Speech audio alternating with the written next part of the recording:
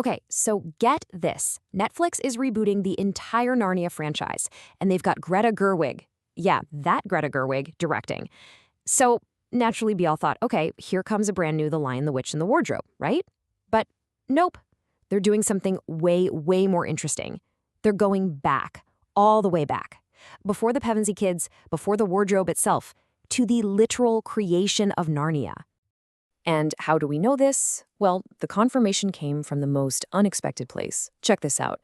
It's from the actor Jason Isaacs. He's just, casually listing his favorite books. And then he drops this little bombshell, mentioning that Gerwig is making The Magician's Nephew. And honestly, that just opens up a huge, fascinating question, doesn't it? I mean, think about it. For a huge, blockbuster reboot, starting with the lesser-known prequel, that's a bold choice. It's not the story that's on all the lunchboxes, right? So why? Why start here? What's the thinking behind this? Well, that's exactly what we're going to unpack. Let's solve this little mystery together. All right, so here's our roadmap. We're going to look at why C.S. Lewis even wrote this story in the first place. Then we'll dive into the book itself, because it gets way bigger than just Narnia. We'll meet the key players, the boy, the witch, and of course, the lion. And then we'll circle back to this new movie and figure out why this might be the absolute perfect way to bring Narnia back. So, let's get into it. The story before the story. And here's the first thing you gotta know. The Magician's Nephew was not the first Narnia book C.S. Lewis wrote. Not even close. It actually came much later, and it was written specifically to answer some of the biggest questions that the most famous book left behind.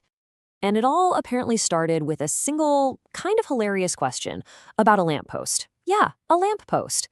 So the story goes that after Lewis finished writing The Lion, the Witch, and the Wardrobe, his buddy pointed out, hey, what's with the London lamppost in the middle of a snowy magical forest? It makes no sense. And apparently, Lewis had no answer. He was completely stumped. And that one little nagging question is what made him go back and write the entire origin story for everything. For Narnia, for the White Witch, the Wardrobe, and yep, even for that random lamppost. So you can see here, even though it was the sixth book to hit the shelves, chronologically, it's book number 1. It is the actual start of everything. It doesn't just add a little backstory, it completely recontextualizes the entire series. It's not just a prequel, it really is the bedrock, the foundation for the whole Narnia universe. And let me tell you, what a foundation it is. This is where things get really wild, because the scope of The Magician's Nephew is so much bigger than just Narnia. We're all used to the idea of stepping through a wardrobe into one other world. Well, forget that. This book blows the doors wide open to a whole multiverse. At the very center of this whole concept is this place, the wood between the worlds. And it's not some action-packed adventureland. It's the opposite. It's this quiet, almost sleepy forest filled with pools of water. And each one of those pools, it's a doorway to an entirely different universe. The book describes it as this incredibly peaceful, zen-like place where you kind of forget who you are and where you came from. It's just a place of pure potential. An absolutely brilliant idea.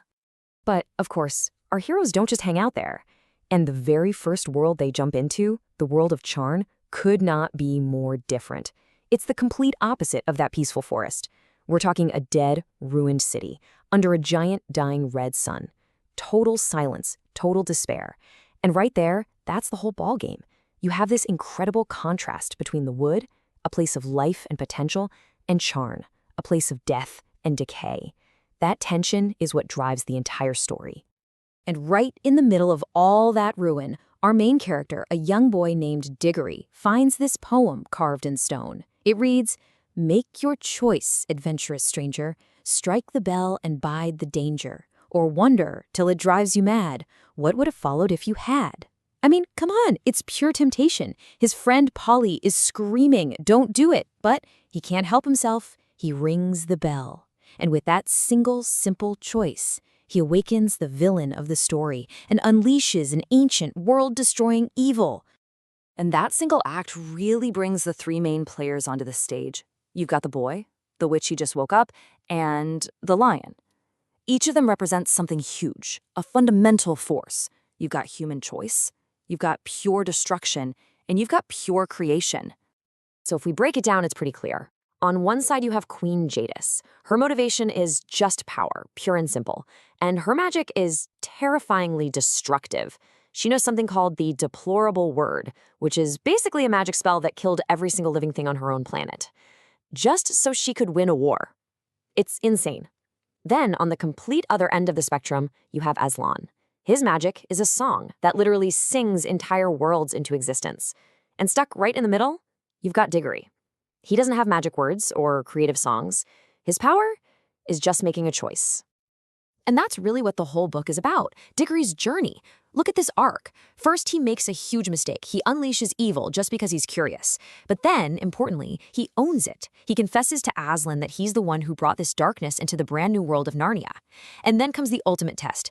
Jadis tempts him with the one thing in the world he wants more than anything, a magical apple that could heal his dying mother. But he resists. He chooses to do the right thing and complete the mission Aslan gave him. It's just a classic, powerful story about messing up and then trying to make it right. Okay, so how does any of this connect back to the new Greta Gerwig movie? Well, it seems like she's making one key change that could completely reframe this entire story and give it a whole new layer of meaning for us today. And that change is the year. From set photos, we know the movie is shifting the timeline. The book takes place around the year 1900 in a pretty peaceful London, but the movie, it's moving the whole story to 1955. Now, that might not sound like a huge deal, but trust me, it changes everything.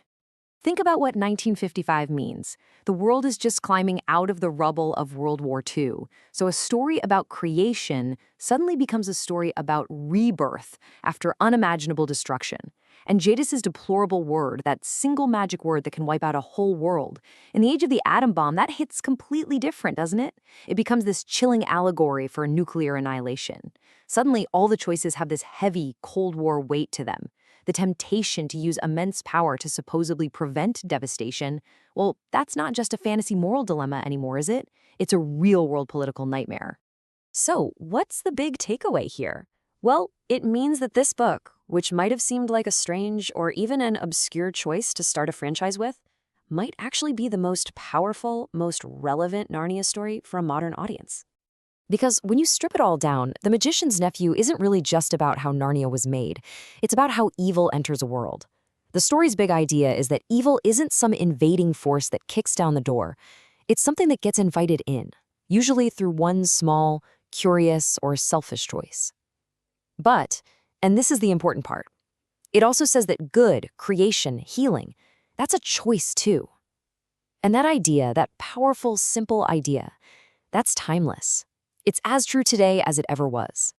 And that seems to be what Greta Gerwig is tapping into. By choosing this origin story and by setting it against the backdrop of our own modern history, she's doing more than just adapting a 70-year-old book. She's challenging us to look at it in a new light. She's reminding us that the greatest stories aren't just museum pieces. They're alive, and they speak to us right now. Which leaves us with one final big question to chew on. How does a story change when the world it's told in does?